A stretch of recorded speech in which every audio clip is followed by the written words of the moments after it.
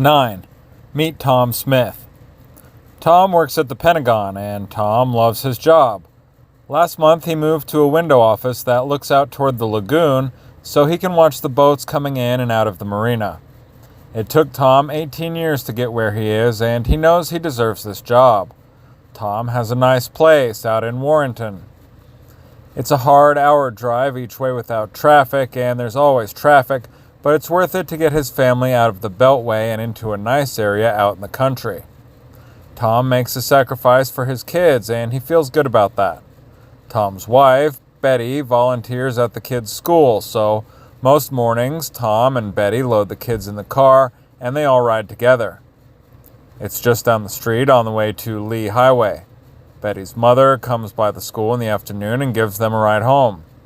It's nice to have family nearby.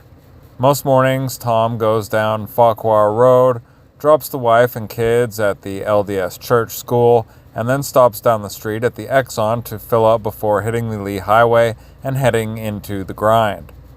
Sometimes Tom cheats, but don't tell Betty. There's a donut place just around the corner, and sometimes Tom slips over and grabs a coffee and an apple fritter. The truth is, Tom doesn't cheat sometimes.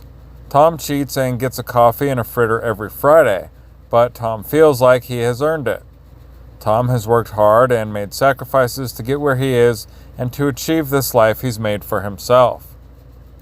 One Friday morning, as Tom pulled into the donut place, he saw the drive-thru was backed up with some kind of utility truck that clearly shouldn't have tried to go through the drive-thru. No problem, Tom just nosed into one of the open parking spaces and hopped out of his car. Then everything in Tom's world changed. He hadn't seen it before, but a white utility van was right at his rear bumper, and the slide door was opening. Tom felt a heavy hand on his left shoulder, and another strong hand grabbed his right arm. "Come with me, Mr. Smith. We have some questions. This won't take but a moment, and you'll be free to go on your way." The van door finished opening, and a man stepped out. "No problems now, Mr. Smith. This can be quick and easy, and you can go on to work."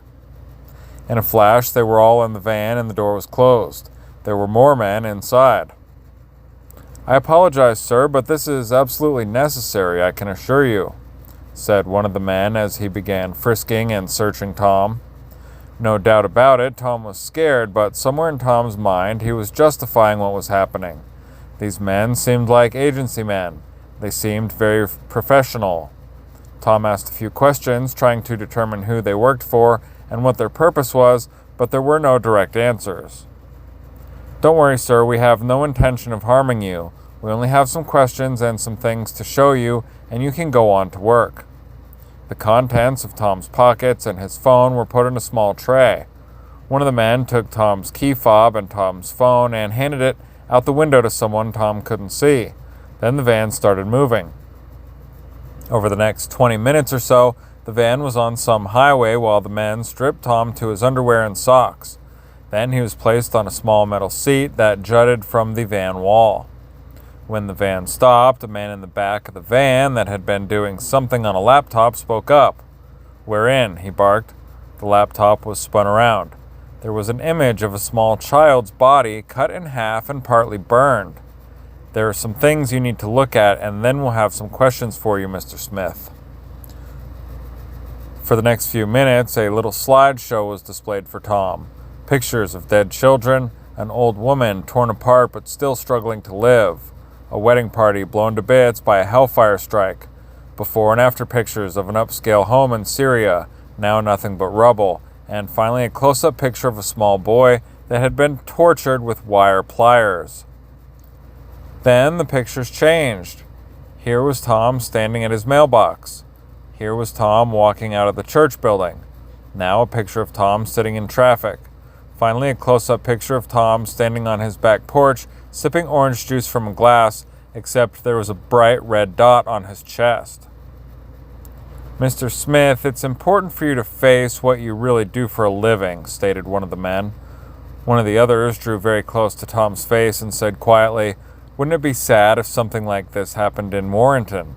That little boy is about the same age as your son." The first man pulled the other man back and said, Now, there's no need to worry about something like that, Mr. Smith. We would never let that happen. The laptop image changed, and Tom realized he was looking at his bank's homepage. Over the next few minutes, Tom, with the help of his captors, moved money out of Tom's accounts into a Bitcoin account. Then the van began moving again. Tom was allowed to get dressed as the van moved down the highway. No one spoke. When the van stopped again, Tom was fully dressed. The first man that had grabbed Tom's arm in the beginning spoke clear and slow.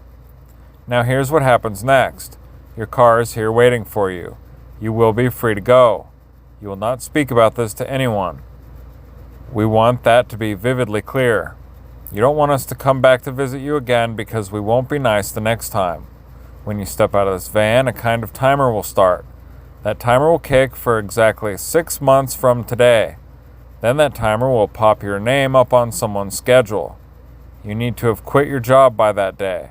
Otherwise, a process will start that can't be reversed. You have 6 months to get out of your government job, and you must never work for the government or any government contractor again. Otherwise, very bad things will happen. And again, you need to stay quiet about what happened today. Otherwise, what will happen, Mr. Smith? There was a pause. Mr. Smith, I need for you to say it. What will happen if you talk about this? Tom slowly spoke. Bad things, Mr. Smith. Very bad things. The van door opened and the man handed Tom the items from the tray. Tom stepped out into the light while the van door slammed and the van drove away. Tom looked around. It took a second, but Tom knew where he was. Tom was standing in front of his car in the Dick's Sporting Goods parking lot just down Columbia Pike from the Pentagon. His key fob and phone were on the hood of his car. End Part 3, Ethics-Based Selective Irregular Warfare.